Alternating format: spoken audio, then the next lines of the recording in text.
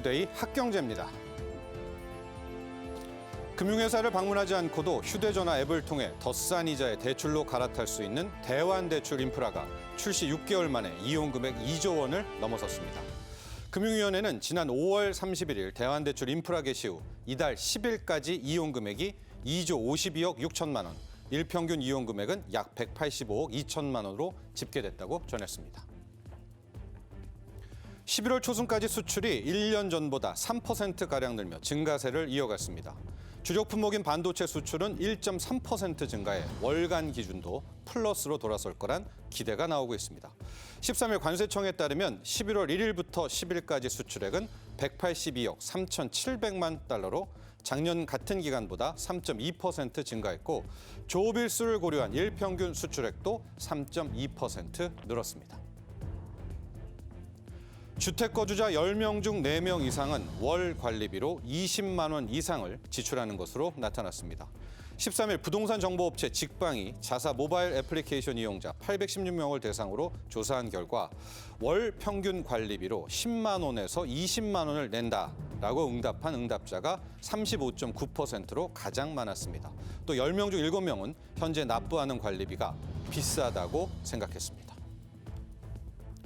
현대자동차가 2조 원 이상을 투자해 국내 전기차 전용 공장을 짓습니다.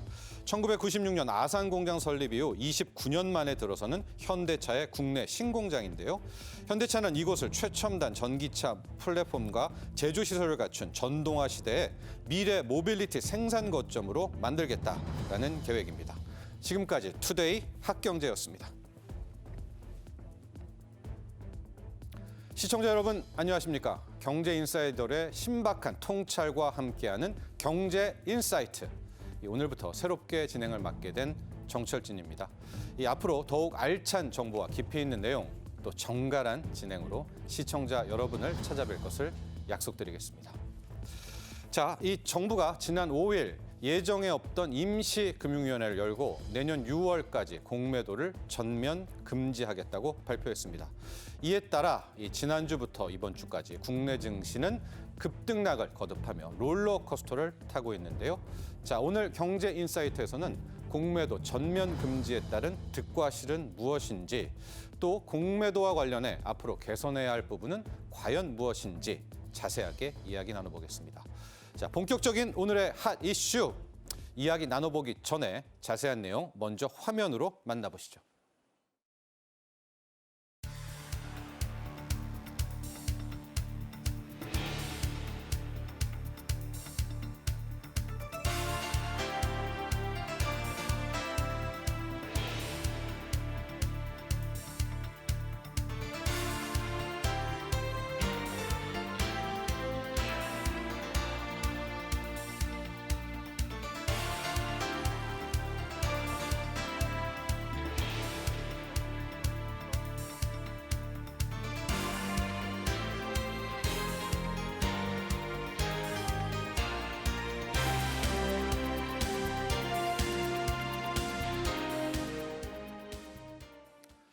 네, 오늘 공매도 또 공매도 금지에 대한 이야기 함께 나눠주실 분, 이 현재 시장의 대세 전문가 두 분 소개하겠습니다. 염정 하이투자증권 스마트 PB센터 차장, 또 윤여민 휴먼 자산운용 이사와 함께합니다. 안녕하십니까? 네, 안녕하십니까? 안녕하세요. 또 안녕하십니까? 네. 자, 오늘 한 1시간가량 이 공매도의 모든 것들을 한번 우리 두 분과 함께 이야기 나눠보려고 하는데요. 자, 본격적인 이야기에 앞서서 일단 우리 염정 차장님. 네. 실은 이제 너무나 전격적인 발표였었잖아요. 맞습니다. 예. 네. 그래서 왜 이렇게 전격적이었지라는 그런 생각도 많이 들고 있고요. 또 당국이 그동안에 좀 스탠스를 좀 바꾼 그런 측면도 있기 때문에 네. 많은 시청자분들, 국민들도 이번에 전격적인 공매도 금지에 대한 발표에 궁금증이 좀 있습니다. 기본적으로 시청자분들이 또 공매도를 잘 모르거든요. 그래서 공매도에 대한 뭐 이야기뿐만 아니라 왜 이런 발표를 하게 됐는지도 함께 설명해 주시죠. 네. 일단 이번에 공매도 조치는 상당히 이례적이었습니다. 이제 주말 사이에 이제 깜짝 발표를 하고 바로 어떤 기간을 두지 않고 바로 다음 거래일부터 그렇죠. 네. 시행을 함으로 인해서 시장 참여자들은 상당한 좀 혼란을 겪으면서 주말 사이, 지난 주말이었죠. 지지난 주말 네. 사이 동안 이렇게 갑자기 공매도 전격적으로 발표되니 어떤 식으로 시장이 흘러갈지 사실 예상하기가 좀 어려웠었는데 네. 일단 지난 한 주간 시장은 급격하게 요동을 치면서 사실 저도 금융권에서 한 20년 가까이 있으면서 네. 이렇게 좀 다이나믹한 한 주 없었다라고 좀 생각이 들고요. 네. 공매도 처음 발표된 바로 지난주 월요일 같은 경우에는 이제 매수 방향으로 사이드카 발동이 되면서 사실 시총 상위 종목들이 많은 종목들이 상한가를 가면서 시장 분위기는 순간적으로 좀 동요됐긴 했습니다. 네. 하지만 그리고 지난 한 주간 흐름을 보게 되면은 나머지 4거래일 동안은 지금 지수는 하락하면서 그 첫날에 상승폭을 대부분 반납을 했었죠. 네.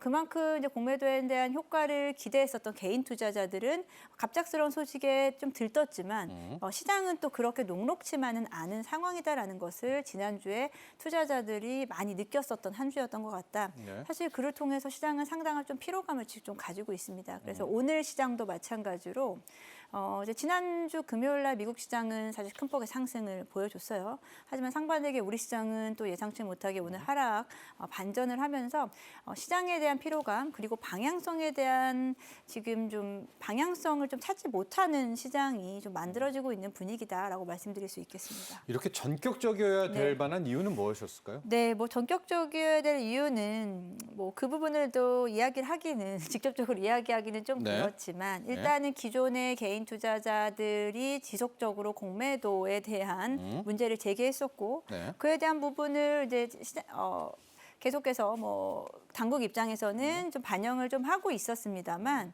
그렇다고 해서 이렇게 유예 기간 없이 전격적으로 할 만큼의 시급한 사항이었나라는 부분은 사실은 여전히 좀 의문을 좀 가지고 있습니다. 불법 공매도 이슈도 분명히 명분에 있겠죠. 맞죠. 네. 불법 공매도에 대한 부분, 글로벌 IB들, 글로벌 금융사들에 대한 불법 공매도가 적발이 되고 최근 같은 경우에는 이 불법 공매도 대부분은 이제 외국인 거래라고 해서 네. 글로벌 IB 쪽에서 적발이 된 건수가 2022년에는 32건에서 올해 같은 경우에 벌써 45건이 적발이 된 상황이고요. 네. 그러다 보니까 이러한 불법 공매도에 대한 투자자들의 시각이 곱지 않았고 그에 대한 부분은 일정 부분은 좀 반영이 됐다라고 좀 보고는 있습니다. 여전히 이 글로벌 IB에 대한 불법 공매도에 대한 추가적인 제재 사항은 아직 좀 명확하게 발표가 되지 않은 상황이고 조금 더 강력하게 조사와 추가적인 보완 사항을 마련하겠다라고 이야기는 하고 있는데 이러한 여러 가지 분위기 그리고 최근에 이제 금융시장의 불안이라든지 여전히 매크로 변수에 대한 불확실성에서 지수가 좀 쉽게 반등하지 못하는 상황 속에서 시장 거래 활성화에 대한 부분도 일정 부분은 좀 요인이 있었다라고 생각하고 있습니다. 네. 자, 윤 이사님. 근데 이제 이번이 공매도 금지가 너무 전격적이었다는 데에는 그동안의 금융당국은 우리가 선진 증세 편입하기 위해서 네. 공매도는 오히려 좀 확대해야 된다는 쪽의 입장이었다가 또 선회했던 부분. 이런 게 좀 의문점으로 남아 있고요. 앞서 이제 명분으로는 불법 공매도에 대한 문제가 워낙 시급하다라는 또 이야기도 했었는데 아마 이런 것들과 다 합쳐 보면 이번에 갑작스럽게 나온 불법 공매도 금지에 대한 과정도 좀 궁금하고 반대 입장을 이렇게 딱 선회한 부분에 대해서도 또 우리 윤 이사님 입장도 한번 듣고 싶습니다. 네, 일단은 지금 이제 김주현 금융위원장이 사실 이제 올해 3월 같은 경우에는 네. 공매도 관련돼서 긍정적인 아무래도 이제 언급을 했습니다. 맞아요. 그러니까 이제 글로벌 스탠다드에 맞는 자본 시장을 육성하겠다는 어떤 그런 명분이 분명히 있었고요. 네. 특히 국내 투자와 외국인 투자의 어떤 보호 육성 관점에서 공매도에 대한 부분을 좀 지지를 했습니다만 말씀하셨던 것처럼 어떻게 보면 이제 8개월 만에 전격적으로 네. 좀 입장을 좀 바꿨다라고 볼 수 있을 것 같은데 여기에서 이제 시장 관계자, 물론 저를 포함해서 어떻게 보면 이제 상당히 좀 급격하게 어떻게 보면 전격적으로 결정이 이루어졌다라고 좀 볼 수 있을 것 같고 결국은 이제 어떤 시장에 대한 부분들, 제도에 대한 개선에 대한 부분은 분명히 필요성이 있었습니다만 있었다. 예. 아무래도 좀 외부에 대한 부분들, 결국은 이제 이런 부분들이 좀 같이 제가 볼 때는 좀 이런 결정에 도화선이 되지 않았나 생각을 합니다. 네. 여기에 더해서 특히 이제 공매도 관련된 부분뿐만 아니라 뭐 대주주양도세 같은 최근에 지금 계속해서 외부에서의 어떤 그런 제도의 개선에 관련된 부분들이 계속 나오고 있는 상황이기 때문에 네. 이런 부분들이 내년에 아무래도 그런 좀 일정과 같이 좀 맞물리면서 좀 돌아가는 것이 아니냐라는 좀 제가 볼 때는 시선을 거둘 수 없는 부분은 분명히 있습니다만 네. 그럼에도 불구하고 이제 제도에 대한 개선에 대한 필요성은 분명히 저는 인지하고 있다라고 볼 수 있을 것 같고 다만 이제 급작스럽게 좀 시행을 하다 보니까 시장에서 어떻게 보면 변동성의 좀 요인으로서 지금 작용을 하고 있지 않나라고 좀 생각을 하고 있습니다. 알겠습니다. 그동안 이 K 증시, 우리나라 증시의 공매도 부분은 기울어진 운동장, 그러니까 기울어진 측면도 있었다. 그러니까 개선은 필요했다. 여기에 이 기폭제가 된 건 불법 공매도. 이 문제가 너무나 컸기 때문에 일단 한 번은 시장을 멈췄어야 되겠다. 그럼에도 불구하고 너무나 전격적이었다라는 분. 그러니까 시장은 또 그런 불확실성을 싫어하는데 너무나 좀 시장에 예고도 없이 공매도 금지가 나왔다라는 점도 한번 우리 두 분 전문가들이 함께 점검을 해 주셨었고요. 염정 차장님, 네, 공매도 금지라는 게 과거에 네. 보면 위기 때 나오잖아요. 맞습니다. 예. 네. 근데 이제 지금이 경제 위기냐? 물론 이제 개인 투자자들은 코스피가 3,300에서 2,200 그렇죠. 됐는데 이게 위기가 아니고 뭐냐라고 하지만 또 경제 위기는 아닌 것 같고요. 과거에 네. 공매도 금지를 했던 때는 언제 했으며 또 네. 그때 시장 반응 그런 거 한번 좀 비교해서 설명 네. 부탁드립니다. 지금 이제 네 번째 공매도 조치입니다. 네. 지금 기존의 사례를 좀 보게 되면 첫 번째 이제 금융위기 네, 리먼 2008년 브라더스 말. 네. 2008년 리먼 브라더스 사태 때 사실 지수가 코스피 지수 1000 미만으로 떨어졌던 적이 있었죠. 898이었죠. 그렇죠. 저도 그 당시에 지수가 너무 명확하게 기억이 네. 나는데 그때 6개월간 이제 공매도 조치가 있었고요. 네. 그리고 2011년에 유럽 재정위기 때 3개월간의 공매도 조치가 있었습니다. 그리고 불과 얼마 전이었었죠. 코로나19 사태 이후로 주식이 이제 폭락장이 이어지다 보니까 6개월간 공매도 조치가 이어졌고 그 이후 2021년부터 5월 3일부터는 코스피 200, 코스닥 150 종목, 일부 상위 종목들 중심으로는 공매도를 이제 허용하면서 부분 허용을 네. 했습니다. 네. 그리고 공매도는 다시 재개가 된 상황이었고요. 네. 이제 시기적으로 보면은 기존의 세 번의 사례를 보게 되면 외부 충격이었습니다. 진짜 위기잖아요. 네. 그 세 번은 다. 우리나라만의 한국 증시만의 문제가 아니었고 전반적인 글로벌 이슈였었고 네. 글로벌 증시 자체가 무너졌을 당시에 우리도 어쩔 수 없이 할 수밖에 없는 조치였었다라는 점이었는데요. 이번에 시기는 다소 조금 좀 난해하다라고 좀 생각이 드는 네. 부분은 이제 첫 번째는 최근에 주식 시장이 물론 말씀하신 3,300은 네. 사실 예전 얘기입니다, 벌써. 네, 네. 작년부터 해서 올해까지 단기적으로 지수가 올해 잠깐 반등은 했지만 지수가 사실 8월 이후에 계속 꺾였습니다. 네. 그럼 우리 시장뿐 아니고 글로벌 시장 자체가 매크로적인 변수로 인해서 단기적으로 2, 3개월간 조정을 받았고 사실은 공매도 조치를 하기 그 전주만 하더라도 분위기는 상당히 나쁘진 않았어요. 예. 시장은 다시 반등의 움직임을 좀 보여줬고 우리 시장뿐 아니고 글로벌 미국 증시라든지 아시아권에서도 반등이 나오던 시기였기 때문에 사실 공매도 조치가 아니어도 자연스러운 기술적 반등이 나올 수 있는 시기였다는 점이 사실 조금은 좀 아쉽고요. 네. 그리고 만약에 시장 불안에 대한 부분을 뭐 예를 들어서 거래 활성화를 이야기를 하는 부분이었다면 아쉬운 건 조금 더 차라리 일찍 나왔으면 올해 초에 예를 들어서 뭐 2차 전지 섹터라든지 이런 부분에서 급격한 급등으로 인해서 사실 섹터별의 거품이 좀 커졌을 맞습니다. 때. 그때 당시에 만약에 조금 더 빨리 선제적으로 대응을 했다라고 하면 저는 개인적으로 그런 아쉬움이 좀 있었고 네. 시기적인 좀 아쉬움이 좀 있었다라고 생각하고 있습니다. 네. 이번 공매도 조치가 과연 우리 시장에서만 필요한 부분이었었는지 그런 과연 위기적인 상황이었었는지에 대한 부분이 시장에서 좀 고민되는 부분이다. 네. 이렇게 생각하고 있습니다. 알겠습니다. 자, 윤 여사님, 이제 어쨌거나 네. 공매도 금지는 이제 내년 6월 말까지입니다. 예, 추가적인 공매도 안 되고요. 공매도 연장도 안 되는 이런 상황이기 때문에 액면으로 생각하면 시장에는 호재 같기도 한데 이후에 시장 모습을 보면 하루만 반짝, 이후에는 좀 낙폭을 계속해서 하락을 이어가고 있습니다. 앞으로 이 공매도 금지, 우리 코스피에, 한국 증시에 어떤 영향을 미치게 될까요? 네, 일단은 공매도 금지가 표면적으로 봤을 때는 약간 긍정적인 제가 볼 때 효과를 가져올 수 있지 예, 않을까 예. 생각을 하는데 데이터 결국 이제 숫자상으로 보게 되면 사실 그렇게 이제 상관관계가 높지는 않다라는 좀 말씀을 드려야 될 것 같은데 예. 일단 이번에 지금 이제 네 번째 공매도가 지금 이제 금지가 되는데 앞에서 말씀하셨던 이제 세 번의 사례를 좀 숫자로 보게 된다고 하면 어떻게 보면 이제 그 공매도 기간 이제 금지 기간 동안에 보게 된다고 하면 첫 번째 같은 경우는 오히려 이제 코스피 같은 경우는 하락을 하면서 어떻게 보면은 공매도 어떤 금지에 대한 효과를 보지는 못했습니다. 네. 다만 이제 두 번째, 세 번째 같은 경우 특히 이제 세 번째가 좀 더 제가 볼 때 상승률이 상당히 컸다라고 볼 수 있을 것 같은데 우리 코로나 때. 예, 네. 코로나19 때 사실은 이 공매도 금지를 통해서 코스피가 한 43% 정도, 코스닥이 77% 이상 좀 급등을 하면서 오히려 공매도 금지에 대한 효과를 좀 상당히 봤다라고 볼 수 있을 것 같은데 네. 요 기간 말고 이제 또 공매도 실시한 또 첫날을 또 비교해 보게 된다고 하면 오히려 코로나19 때 공매도 금지 첫날 실시한 첫날 같은 경우 코스피 코스닥 모두 마이너스 3%대 이제 하락 마감을 했습니다. 예. 그러니까 지금이랑은 다르네요. 네, 그래서 어떻게 보면 공매도 금지를 시작한 첫날 같은 경우는 정말 이제 케이스 바이 케이스로 좀 지수 자체는 어떻게 보면 방향성에 대한 부분들이 뭐 일정하지 않고 네. 또 길게 놓고 보게 된다고 하면 첫 번째 같은 경우는 코스피가 좀 하락 마감을 했기 때문에 사실은 공매도 금지가 꼭 지수를 상승한 어떤 요인으로 작용하기는 조금 제가 볼 때 그렇게 보기엔 좀 쉽지 않다. 뭐 네. 데이터상으로 그렇다라 볼 수 있겠습니다만 지금 상황에서 보게 된다고 하면 아무래도 지금 이제 공매도 금지뿐만 아니라 일단 뭐 대주장독세까지 좀 건드리는 어떤 그런 모습이 나오고 있는 상황이기 때문에 네. 저 개인적으로는 지금 상황에서 증시가 좀 출렁거림이 있을 수 있겠습니다만 올해 좀 반대 매매가 조금씩은 좀 줄어드는 상황이기 때문에 이런 좀 변동성을 좀 견디게 된다고 하면 그래도 개인 투자분들에게는 조금 긍정적인 효과로 다가오지 않을까라는 좀 개인적인 생각을 하고 있습니다. 그러니까 공매도 금지가 주가 상승의 필요 충분 조건은 아니다. 아니다.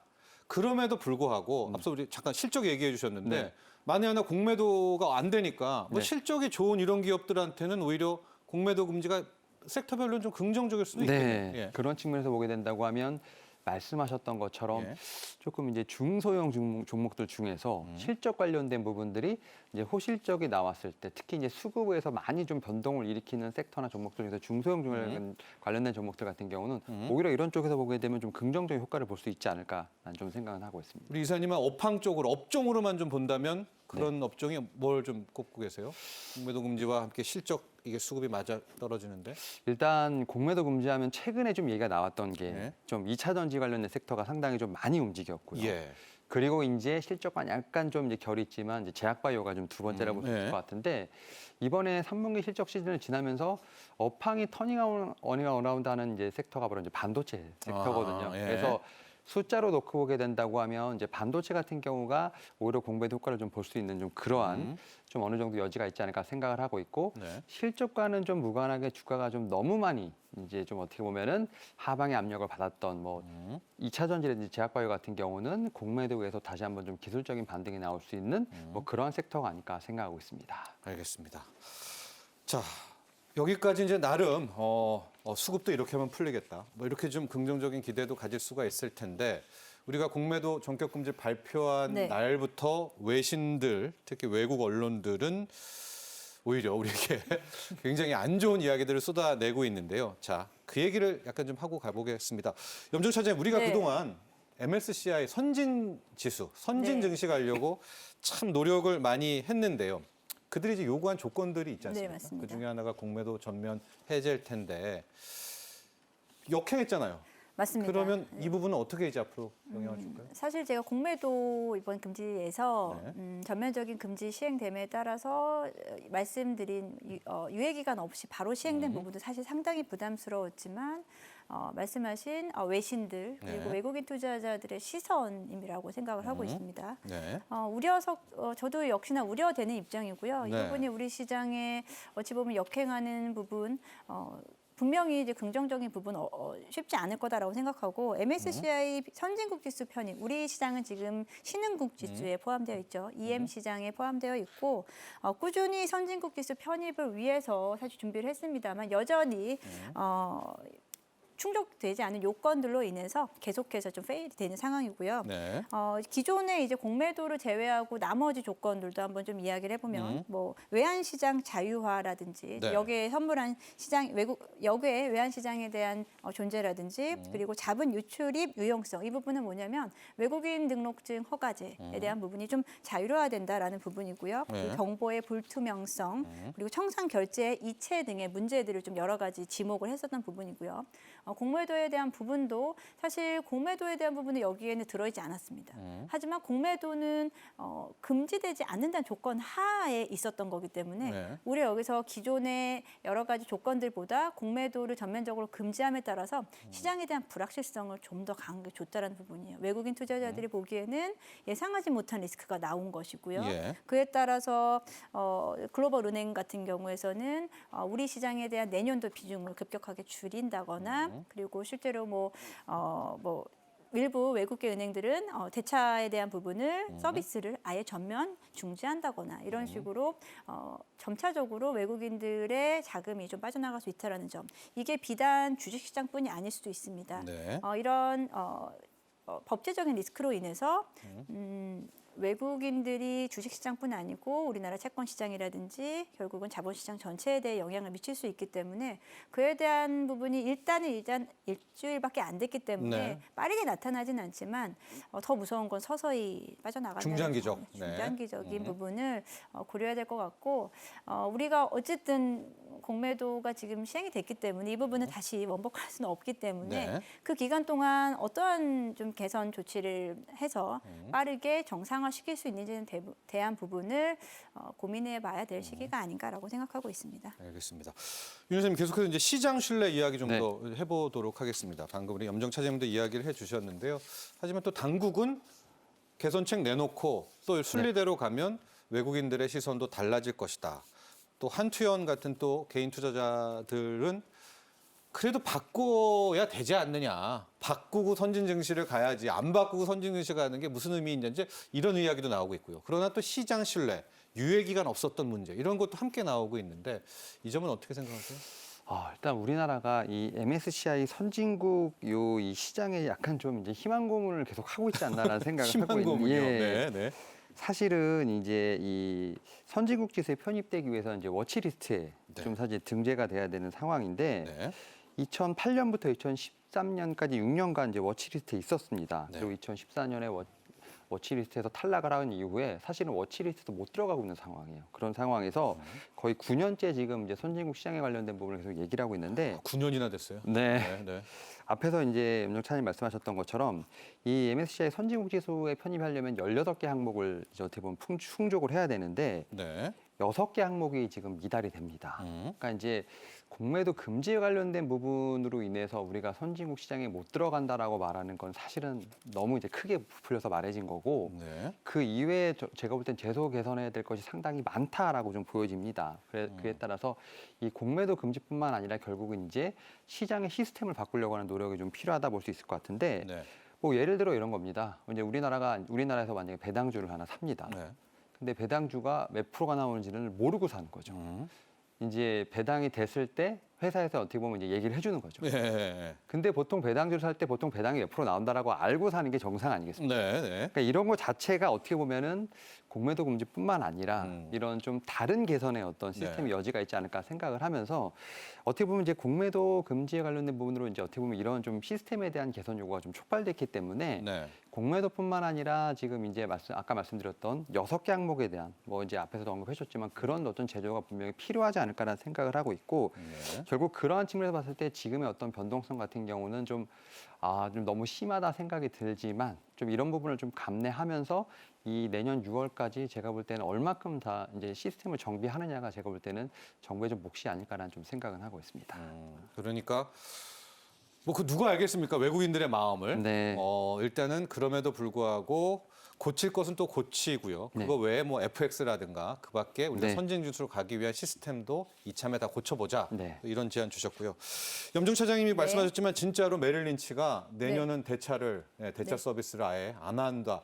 그러니까 일종의 좀 화가 좀 난 거죠. 유예 기간 없이 해서 이런 부분을 통해서 과연 이제 앞서서 시장 신뢰 이야기를 우리 차장님이 해주셨지만 이제 코리아 디스카운트, 네. 또 외국인들의 마음 이런 것들도 함께 좀 다시 한번 정리를 좀 부탁드립니다. 네, 늘 있었던 게 코리아 디스카운트였죠. 네. 우리 시장에 대한 신뢰도 그리고 우리 시장만을 가지고 우리는 사실은 체감하지 못하지만 밖에서 보기에는 우린 여전히 지정학적 리스크가 있는 그렇죠. 네. 나라이기 때문에 네. 그런 부분에서도 코리아 디스카운트가 여전히 있었다라는 부분이고요. 이번에 앞서 말씀드린 대로 우리 모두 예상 가능하게 시간을 줘야 됐었고 공론화가 된 다음에 사실 이어져야 됐었던 자연스러운 흐름이었으면은 모르겠습니다. 그래야 시장에서 준비를 하는 시간이 필요한 건데 그에 따라서 공매도 조치 이후 바로 변동성을 보였다는 것만으로도 그에 대한 시장에 대한 불안 요소, 신뢰에 대한 부분이 일정 부분은 좀 깨졌다라고 좀 생각을 들고 있습니다. 말씀하신 메릴린치뿐 아니고 스테이트 스트리트 뱅크 마찬가지고 대차 거래 서비스를 다음 연도에 안 하겠다라고 하겠다. 이야기를 하고 많은 그 건의자들이 이에 대한 좀 부정적인 코멘트가 계속 나오고 있다라는 점은 시장에 일단 시장 참여자 입장에서는 그리 좋은 여건은 좀 아니다라고 생각하고 있고요. 네. 그리고 이제 공매도 시행과는 또 별개일 수가 있는데 네. 국민연금 역시도 내년도에 해외 투자 비용을 더 늘리겠다라고 발표를 했습니다. 예. 국민연금 또한 이제 해외 비중이 2019년에 34% 정도 됐는데 내년에는 50% 정도까지 해외 비중을 늘리는 거예요. 네. 여기에 뭐 주식뿐 아니고 채권도 마찬가지고요. 그리고 2028년에는 60%까지 해외 비중을 늘린다.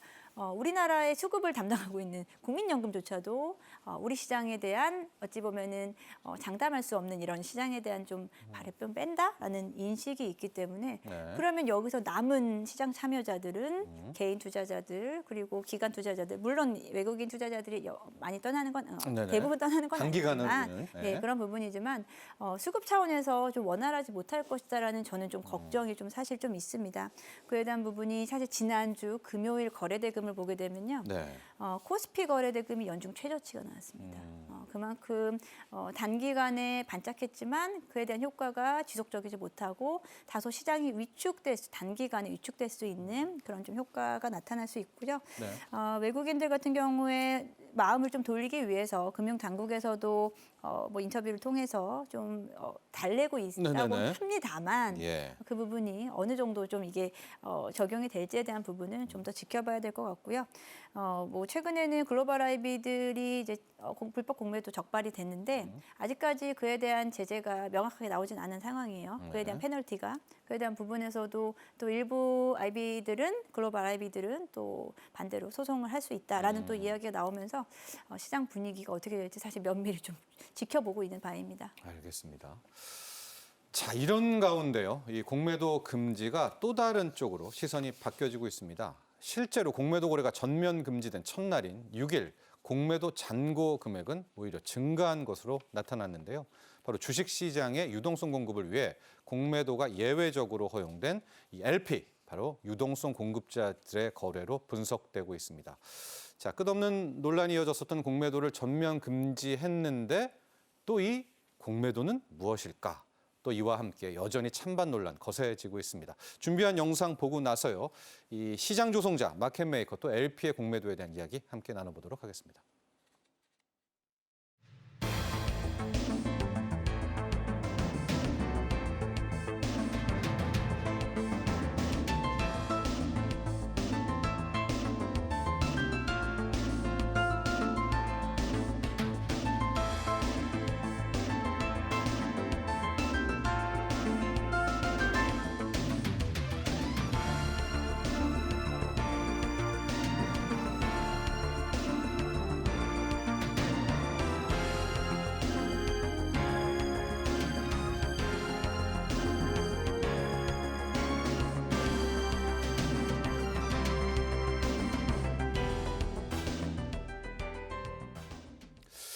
네, 염정 차장님. 네.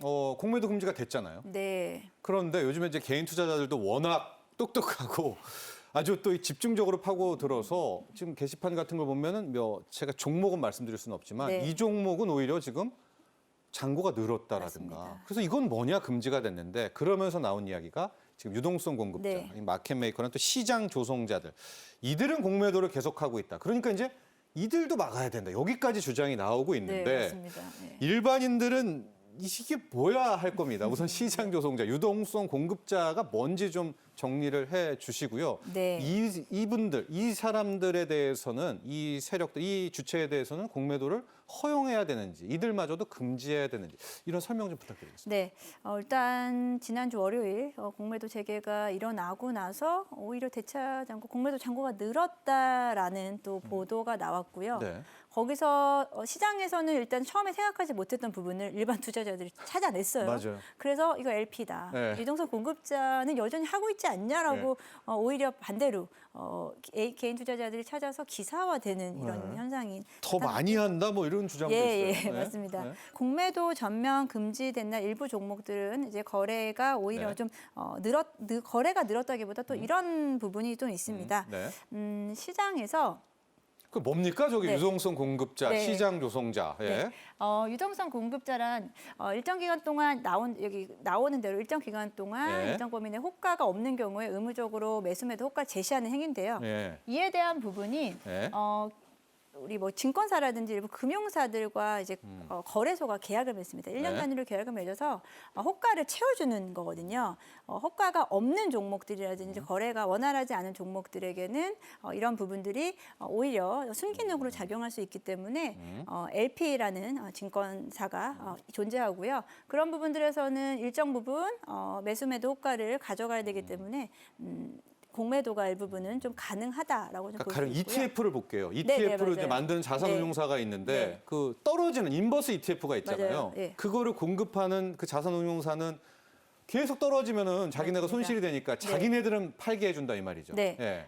그렇기 때문에 이 한 ETF당 한 개의 증권사는 한 개 이상의 증권사는 반드시 유동성 공급자를 계약을 맺어야 되고요. 그래야 돌아가니까. 말씀하신 대로 계속해서 손해 볼 수는 없잖아요. 예. 그렇기 때문에 반대 포지션을 잡아주는 유동성 공급자가 있다라고 좀 생각하시면 될 것 같고 네. 이 부분에 대해서는 저는 시장의 순 기능이 더 크기 때문에 이 부분이 시장에서 미친 영향이 그렇게까지 크진 않을 거예요. 물론 네네. 일부 종목에 대해서는 그럴 수 있겠지만 전체적인 시장 전체로 봤을 때는 이 유동성 공급자에 대한 부분까지 막는다라고 하면 오히려 호가에 좀 괴리가 나타날 수 있는 부분도 있기 때문에 좀 신중히 봐야 될 부분이 있고 제가 앞서 좀 한번 실수했어가지고 말씀드리려다 못한 부분이 있는데 해주세요. 예. 네. 첫날 이제 공매도 잔고가 늘었다라는 부분은 네. 또 어떻게 또 볼 수 있냐면 예. 그날 일부 종목들이 상한가를 갔어요. 예. 그러다 보니까 지금 나오고 있어요. 네, 예. 그러다 보니까 오히려 거래 대금이 는 것처럼 보이는 착시 효과인 거죠. 공매도 잔고에 대한 거래량이 크게 변한 건 아닌데 네. 주가가 올랐기 때문에 예. 주가가 올랐기 때문에 그에 대한 부분도 늘었다라고 또 이야기를 하더라고요. 기존의 공매도를 쳐놨던 네, 그 그 금액이 부분이 늘어난 거다라고 아. 또 해석을 하기 때문에 예. 그리고 아직까지는 그 쇼커버링에 대한 물량이 그 부분을 채우기 위해서 공격적으로 매수를 한다거나 그런 움직임은 좀 아니다. 시장은 생각보다는 그렇게 공매도 금지에 대한 부분이 크게 지금은 막 이렇게 움직이는 시장은 아닌 것 같다. 일단은 좀 지켜보자라는 움직임이 있기 때문에 저는 LP라든지 그리고 기존의 부분에 대해서 너무 그렇게 예민하게 볼 거 없고 LP 역시도 일정 부분은 시장에서 저는 필요한 부분이기 때문에 그에 대한 어떤 제재라든지 제도만 완벽하게 만들어 놓는다라고 하면은 저는 긍정적이다라고 보고 있습니다. 그러니까 잠깐 해설을 보면은 그 인버스 2차 전지에 네. 인버스 ETF들이 많이 상장되어 있는데 거기에 실은 개인들의 돈이 몰리면서 해당 유동성 공급자와 마켓메이커 시장 조성자가 많이 쳤다. 네. 예. 그거 맞습니까? 그 해명은 어느 정도 맞는 것 같나요? 그렇게 하는 게?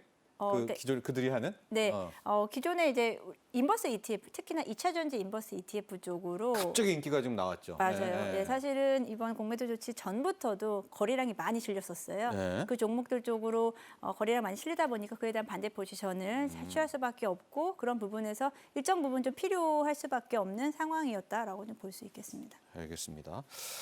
자, 윤여민 이사님 이번에 네. 어쨌든 이렇게 전격적으로 유예기간 없이 공매도 금지가 촉발된 부분 중에 하나가 핵심적으로 명분은요. 대의 명분은 이 글로벌 우리가 듣기만 해도 한 대형 네. 이 투자 은행들이 불법 공매도를 했다라는 건데 특히 불법 공매도라는 게 무차입 네. 공매도다 이런 표현도 많이 쓰는데 뭐가 합법 공매도고 뭐가 불법인지도 궁금하고 나아가서 우리나라의 불법 공매도를 완전히 뽑으려면 또 어떻게 해야 될지도 함께 좀 설명 부탁드립니다. 사실 이제 공매도는 거래의 한 형태라고 보시면 되고 네. 이제 말씀 이제 드리면 공매도, 그러니까 없을 공짜니까 없는 거를 빌려서 판다. 그리고 네. 이제 나중에 이 빌렸던 주식을 다시 사서 갚는 형태라고 보시면 되는데 네. 여기에 이제 앞에서 말씀하셨던 것이 이제 무차입입니다. 무차. 무차입. 그러니까 빌리지 않고 음. 그냥 파는 형태가 되는 거죠.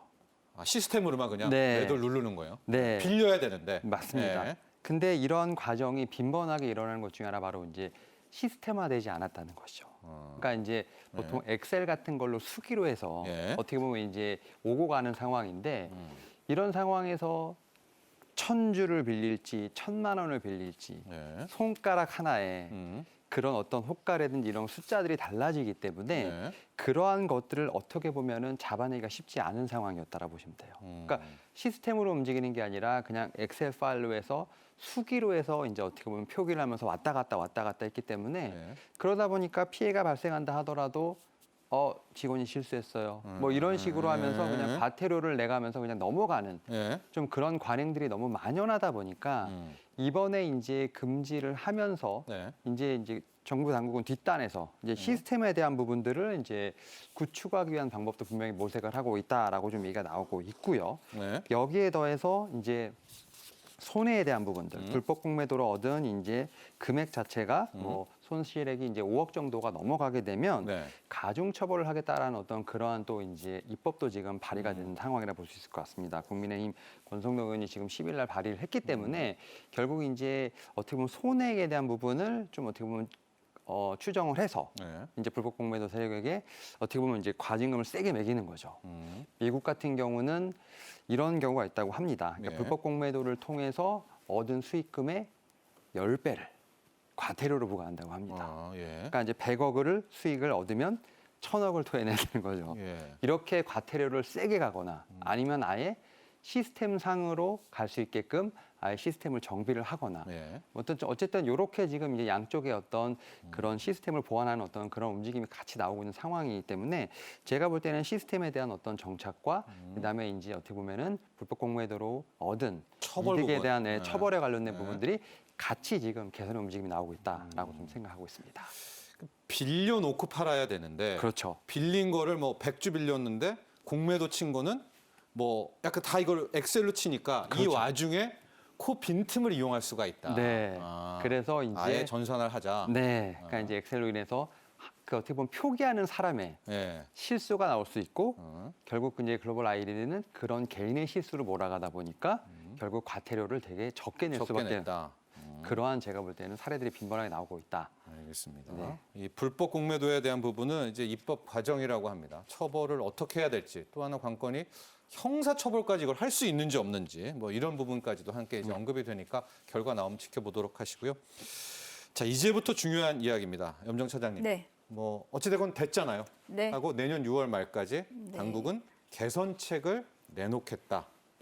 하고 많은 개인 투자자들도 이 개선책을 기다리고 있는데 네.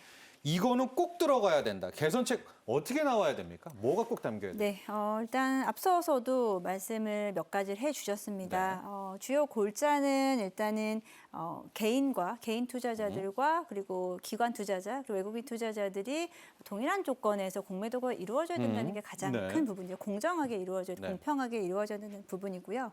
그렇게 됐을 때 상환 기간이라든지 담보 비율 등에 대한 부분이 통일돼야 된다는 부분입니다. 네. 지금 개인 투자자들의 상환 기간은 뭐 한 3개월 정도, 1개월에서 90일. 3개월 정도, 네. 90일 정도를 가져가는데 개인 예를 들어 기관이라든지 외국인들은 1년 이상을 가져가면은 사실은 그건 상당히 좀 불공정할 수밖에 없고. 1년을 계속 치는다면 한 번은 걸리잖아요. 그렇죠, 악재가 그렇죠. 한 번은 나오잖아요. 네, 맞습니다. 예. 그렇게 생각할 수 있고요. 그리고 앞서 말씀하신 대로 전산화에 대한 부분입니다. 전산화가 된다면 지금 불법 공매도가 과연 이루어질 수 있을지에 대한 네. 부분이죠. 그래서 처벌도 명분이 쓰겠네요. 맞습니다. 그렇죠. 예. 그리고 사실은 적발해내는 부분도 훨씬 더 용이할 것으로 보여지고요. 예. 그리고 저도 공감하는 바가 불법 공매도에 대한 페널티입니다. 페널티가 너무 약해요. 예. 작년 같은 경우에 공매도 적발, 불법 공매도 적발 추이 보니까 뭡니까 그 과태료가 네네네. 32억이었어요. 와, 이건 너무 적네요. 너무 많네요. 진짜 그게 너무 이제 많네요. 실수로 가니까 그런 거죠. 네, 말씀하신 대로 개인의 실수라든지 네. 그에 대한 부분이 사실 많이 축소될 수 있고 그렇게 되면은 얻은 이익이 훨씬 크기 때문에 이거는 예. 약간 묵인하고 갈 수 있다라는 거거든요. 네. 그런 부분에서 이제 과태료적인 부분뿐 아니고 뭐 예를 들어서 조금 더 강력한 제재가 필요할 수 있을 것 같다. 지금 뭐 일부 글로벌 IB들에서는 이런 얘기도 있었어요. 일부 일정 기간 영업 정지에 대한 이야기까지 있었는데 강력하네요. 강력한 네. 그게 가장 어떻게 보면 강력한 걸 네. 수도 있겠죠. 이제 그 정도까지 될지는 모르겠습니다. 네. 하지만 그런 강력한 조치가 있어야만 이 부분에서 우리가 이번에 공매도를 단기간에 이렇게 서프라이즈라고 해나요? 쇼크라고 해야 되나요? 네. 이렇게 한 좀 명분이 설 수 있지 않을까라고 좀 생각하고 있고요. 네. 그래야 이제 공매도라는 제도 자체는 우리 시장 전 세계에서 공매도 금지를 한 나라가 딱 두 국가 있다고 하는데 네네. 우리나라하고 튀르키예. 예.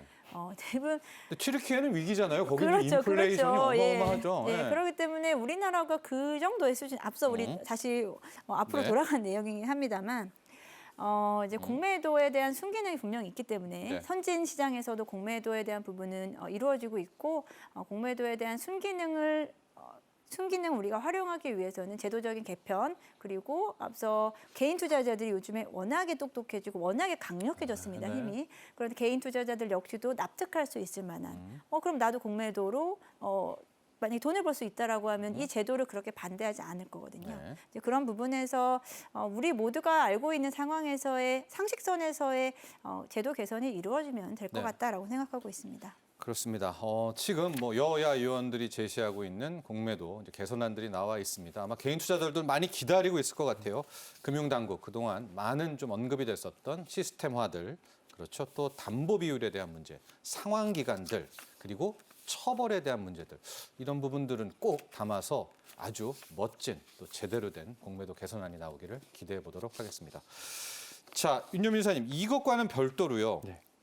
지금 주식시장에 기다리고 있는 이슈가 하나가 있어요. 바로 주식 양도세 완화입니다. 네. 규모를 완화한다라는 네. 건데 이게 훨씬 더 큰 호재가 될 수 있다 이런 얘기도 나오고 있는데 내용 관련한 설명 좀 부탁드립니다. 네, 사실은 이제 우리나라만 항상 증시가 연말로 갈수록 네, 개인의 매도세가 상당히 많이 나오면서 맞아요. 증시의 상승을 이제 잡아끄는 네, 좀 어떻게 보면 그런 상황이 계속 이제 매년 반복이 됐었는데 딱 지금부터죠. 네.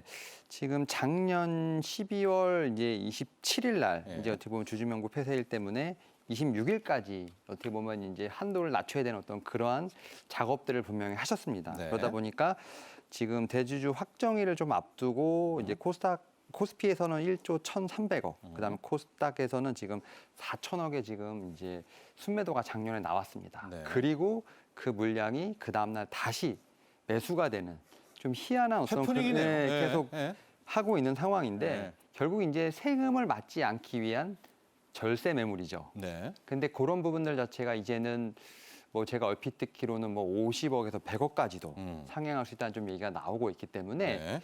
결국 그렇게 되면 우리가 흔히 앞서 말씀드렸던 이 절세 매물에 대한 부분들이 어떻게 보면 이제 없어지지 않냐.